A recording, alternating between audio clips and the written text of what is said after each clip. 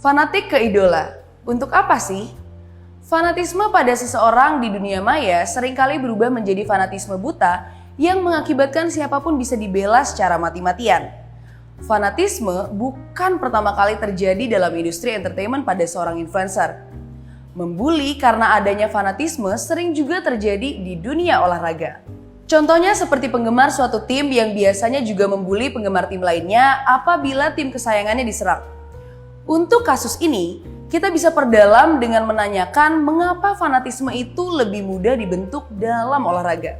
Salah satu teori tua dalam psikologi sosial pernah mengatakan, kondisi kelompok suatu tim fanatik akan semakin kuat apabila kita memiliki musuh dari luar. Untuk penerapannya, suatu tim olahraga akan cenderung memiliki tim fanatik karena hampir setiap saat mereka bertanding dengan tim lainnya. Kondisi ini yang menciptakan fanatisme yang akan semakin muncul. Teori pendukung lainnya seperti teori dari Albert Bandura yang mengatakan bahwa orang dalam kelompok itu juga belajar dan mengimitasi perilaku kelompoknya, sehingga fanatisme itu berubah menjadi perilaku umum dalam kelompok. Anggap saja nih, perilaku mengejek dan membuli pada suatu tim itu juga muncul karena dalam perjalanannya, semua orang di dalam kelompok tersebut belajar bagaimana menerapkan fanatisme.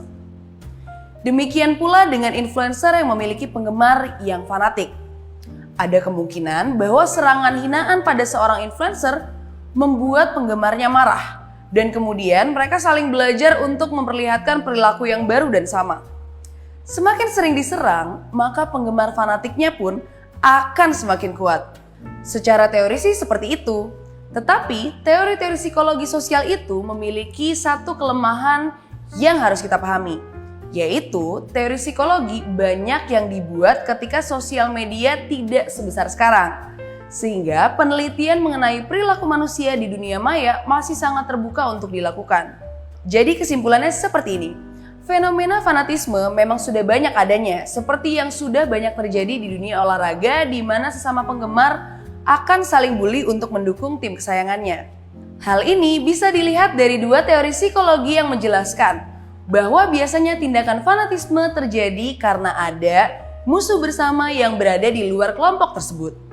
Selain itu, hal ini juga biasa terjadi karena individu yang mempelajari tindakan fanatisme yang sudah berada di kelompok tersebut. Walaupun penelitian tentang perilaku manusia dalam dunia maya masih belum begitu banyak, tapi dapat dikatakan bahwa fanatisme terhadap seorang influencer juga sama bentuknya.